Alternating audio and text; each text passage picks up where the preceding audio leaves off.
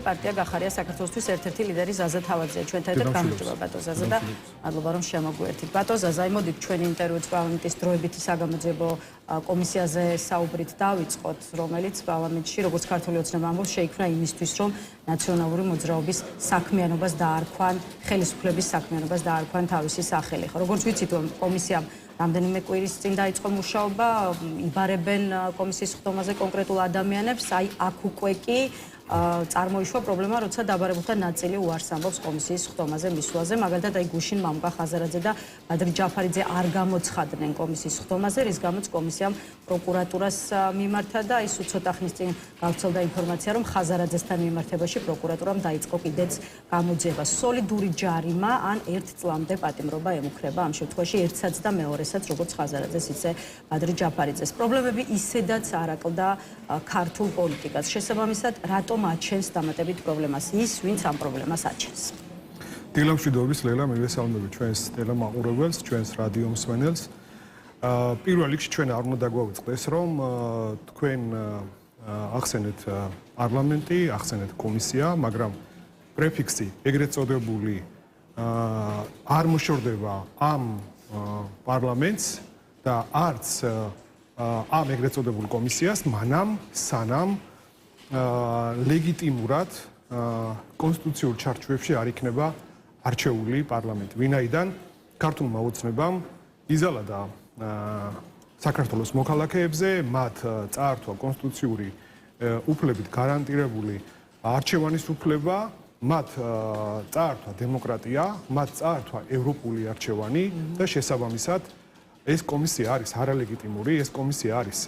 არაკონსტიტუციური. იქიდან გამომდინარე, რომ თვითონ პარლამენტი არის არალეგიტიმური და არაკონსტიტუციური. ახლა რაც შეეხება თვითონ ამ ეგრეთ წოდებული კომისიის დღის წესრიგს, მათ ამ შოუს მე ესე დავარქმევდი, ვინაიდან სხვა დატვირთვა ამ კომისიას არ აქვს, იმ უბრალო მიზეზის გამო, რომ მოგეხსენებათ ოცნება, ივანიშვილის ოცნება ხელისუფლებაში არის აგერ უკვე 13 წელია, ხო? და 13 წლის განმავლობაში მათ თუ რაიმეს გამოძიება უნდათ, სამართლიანობის აღდგენა უნდათ, ჩვენ გვახსოვს, ხო, ეგრეთ წოდებული სამართლიანობის აღდგენის კომისია, შემდეგ პროკურატურაში არაერთი საქმე, რომელიც წინა ხელისუფლების დროს რა თქმა უნდა, ირღვეოდა ადამიანის უფლებები, ირღვეოდა მათი ძირითადი უფლებები და თავისუფლებები, ირღვეოდა საკუთრების უფლება და შესაბამისად ეს ოცნებამ არ გამოიძია ობიექტურად ამას არ მიუდგა, მეცაც გეტყვით, ის მოსამართლეები, როგორც იყო მაგალითად მურუსიძე, როგორც იყო ჩინჩალაძე, გადმოიბარა წინა ხელისუფლებიდან და უფრო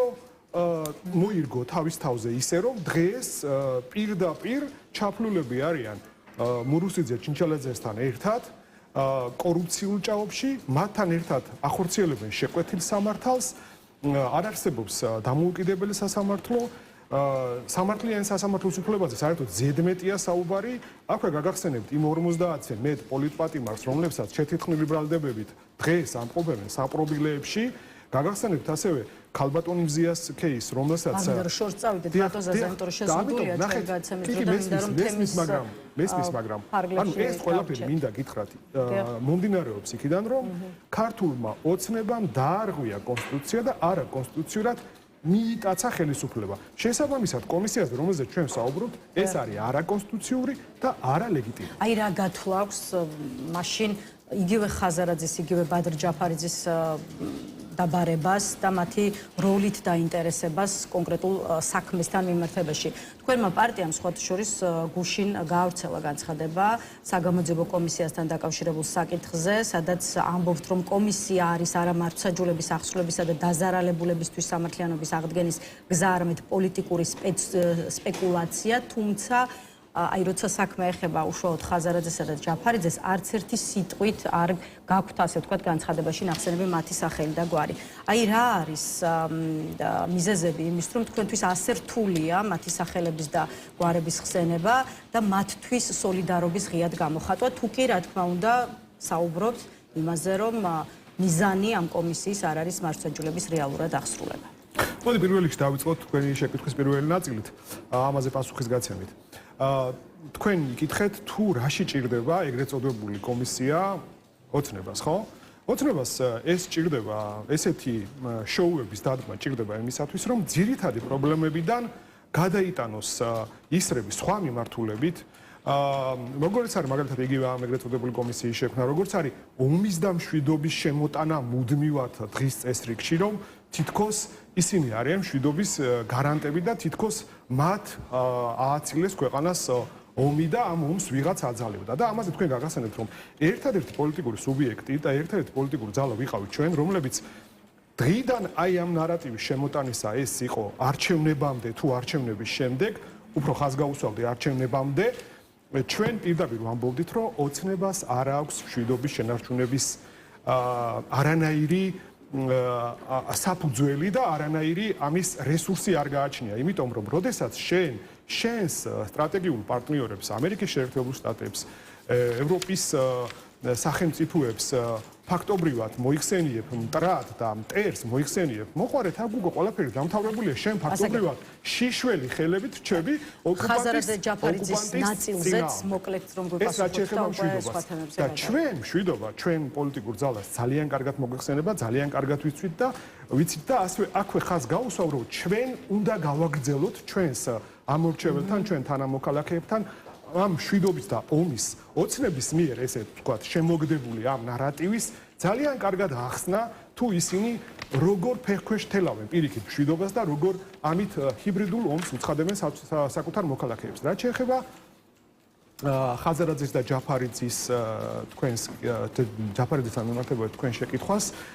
ჩვენმა პოლიტიკურმა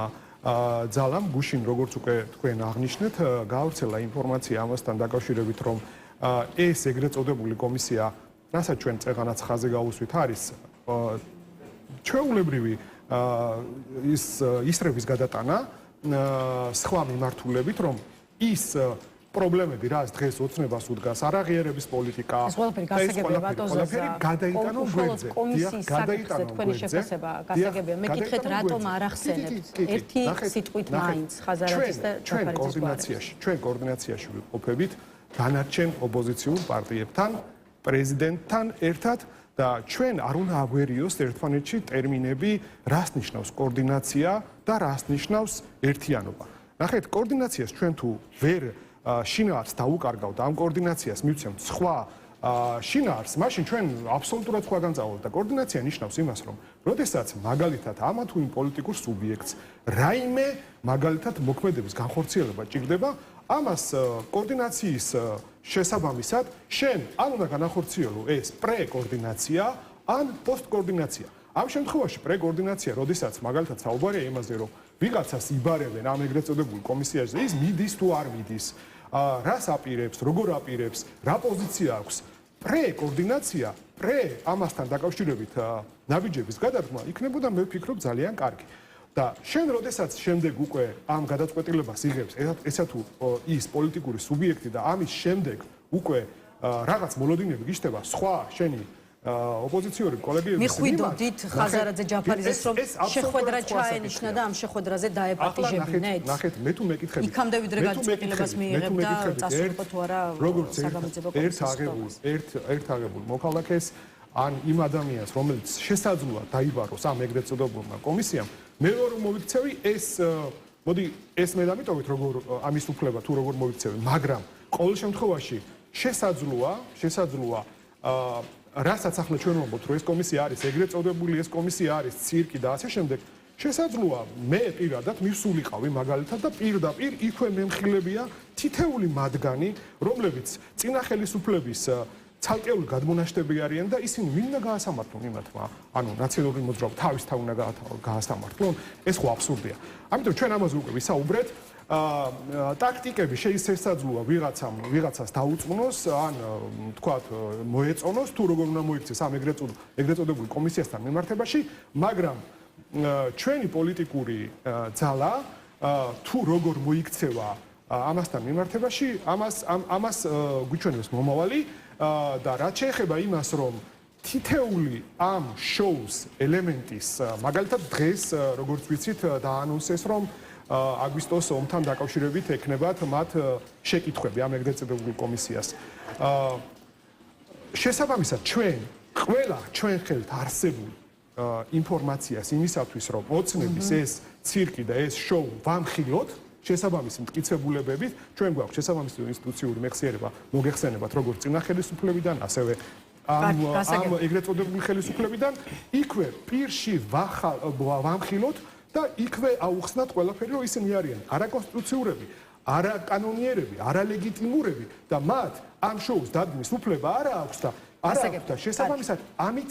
მოდით ეს თემა და სხვა მნიშვნელოვან საკითხებსაც შევეხოთ. ამჯერად სალომე ზურაბიშვილის ლიეტუვაში ვიზიტი შევაფასოთ. არ მინდა ეს ვიზიტი დაგვრჩეს ყურადღების მიღმა, მით უფრო რომ მეხუთე პრეზიდენტმა გუშინ ლიეტუვის სეიმის წევრებს მიმართა სიტყვით მის გზავნილებსაც რომ გადავავლოთ თვალი, რუსული კოშმარი ბრუნდება, რათა გვდევნოს 21 საუკუნეში ევროპამ ახლავე უნდა იმოქმედოს თუ დაუშვებთ რომ საქართველოს ისევ რუსეთის ხელში ჩავარდება ეს მხოლოდ ჩვენი ქვეყნისთვის არ იქნება ტრაგედია ეს იქნება სტრატეგიული კატასტროფა ევროპისთვის და კიდევ ერთი ევროკავშირმა საქართველოში ახალი არჩევნების ჩატარების მიმართ მეტი მხარდაჭერა უნდა გამოხატოს ამას ალტერნატივა არ აქვსო ამბობს სალომე ზურაბიშვილი ისე როგორც შექმნილი ვითარების აღწერისას ის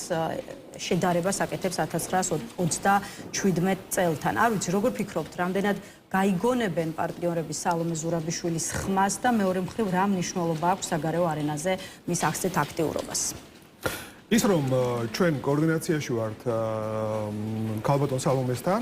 და დანარჩენ ოპოზიციურ პარტიებთან და ამან ხელშესახები შედეგები გამოიღო, ეს არ ახალია ალბათ და ამაში ჩვენი საზოგადოების უმრავლესობა თანხმდება რომ საგარეო მიმართულებით ჩვენ გვაქვს ძალიან სერიოზული წარმატებული ნაბიჯები უგულისხმობ ერთად ყველა ოპოზიციურ პარტიას ბარიელ გადალახულს პრეზიდენტთან ერთად აქ თვალსაჩინო ხელშესახები შედეგები გამოიხატება იმაში რომ დღეს ოცნების მიერ ხელისუფლების მიტაცება არ დარჩა შეუფასებელი არ დარჩა რეაგირების გარეშე ცივილიზებული სამყაროს მიერ მათ არც ერთ წარმომადგენელს არ უღიარებია ოცნების ხელისუფლება, ეგრეთ წოდებული ხელისუფლება და ეს არის უპრეცედენტო ფაქტი საქართველოსთვის და ეს სრულიად არ არის სასიხარულო რომ ჩვენ დღეს გვყავს ეგრეთ წოდებული ხელისუფლება და ნებისმიერი ნაბიჯი რომელიც საქართველოს პრეზიდენტის მიერ იქნება გადადგმული ამ მიმართულებით რა თქმა უნდა ჩვენთან ეს ჩვენთვის ეს მისაღებია და ჩვენ კიდევ ერთხელ აღნიშნავ რომ ვართ მასთან კოორდინაციაში და ჩვენთვის ეს კოორდინაცია კომფორტულია. ახლა რაც შეეხება თვითონ ამ ვიზიტების შეფასებასთან დაკავშირებით ოცნების ნარატივს რომ აი რა გამოძახილები ჰქონდათ მათ რომ აი ჩადის სალომე ზურაბიშვილი ევროპის დედაქალაქებში და იქ გადადგა რაღაც ისეთი ქვეყნის საწინააღმდეგო ნაბიჯები. ქვეყნის საწინააღმდეგო ნაბიჯებს შეგახსენებთ რომ დგავს ბიძინა ივანიშვილი გადადგა ბიძინა ივანიშვილმა როდესაც ხელისუფლება მიიტაცა. მან შეუჩერა საქართველოს ევროინტეგრაცია და ახლა ჩვენ როდესაც ვსაუბრობთ უკვე მერე ამ ცივილიზებული სამყაროს სანქციებზე როგორც ივანიშვილის მიმართ ასევე მისი ამ მთლიანი გუნდის თუ დასის თუ რავი თოჯინების მიმართ ეს არის ჩვეულებრივი ამბავი. ახლა ამას სალომე ზურაბიშვილი ჩაიდანს ამგზავნეს თუ სხვა ადამიანი რომელსაც საქართველოს ევროპულ მომავალზე და დასავლურ ღირებულებებზე შეtkივა გული ნუ ამას არსებითი მნიშვნელობა არ აქვს და როდესაც ჩვენ საუბრობდით რომ დასანქცირება უნდა მოხდეს უშუალოდ პერსონალიზებულად ივანიშვილზე და მის გუნდზე და არა საქართველოს მოსახლეობაზე ჩვენ ამას ვაკეთებდით, მივაღწიეთ და კლავაც ამას გავაგზავნებთ, იმიტომ რომ ქართველი ხალხი კი არ უნდა დაზარალდეს. უნდა დაზარალდეს ისინი, ვინც ქართულ ხალხს დემოკრატია, თავისუფლება და თავისუფალი არჩევნები მოპარა. და ნუ შესაბამისად ჩვენ ესე გავაგზავნებთ. სანქციები რადგან ახსენეთ, მოდით ერთი კითხვით შევეხოთ გერმანიის ხელისუფლების მიერ დაწესებულ სანქციებსაც, დასანქცირებულნი არიან ქართული ოცნების მაღალჩინოსნები, რომლებიც საპროტესტო აქციების ჩახშობაზე არიან პასუხისმგებლები, ეს თვითონ ოფიციალური გერმანიის პოზიცია. პოლიტოლოგთა ნაწილისთვის გერმანიაში მიღებული გაწყვეტილება გზავნილია იმის შესახებ, რომ გერმანიის ახალი ხელისუფლების პოლიტიკა ქართულ ოცნებასთან მიმართებაში კიდევ უფრო მკაცრია, ვიდრე იყო შოლცი. აი თქვენ რას გეუბნებათ სანქციების შესახებ გერმანიის გაწყვეტილება და გერმანიიდან წამოსული ხო ახალი სანქციები. პირველ რიგში ჩვენ ხაზს უნდა გავუსვათ გერმანიის როლს ზოგადად ევროკავშირის შემადგენლობაში. მოგეხსენებათ რომ ის არის ერთ-ერთი მთავარი ორთქმავალი თუ მთავარი არა, მისი ეკონომიკის 60% დაახლოებით ეს არის ევროკავშირის თლიანი ეკონომიკის ანუ ლომის წილი, რა თქმა უნდა საფრანგეთთან ერთად, რაც შეეხება გერმანიის ახალ კანცლერს, უბრალოდ კანდიდატს, რომელიც ჯერ არ შედგომია უფლებამოსილებას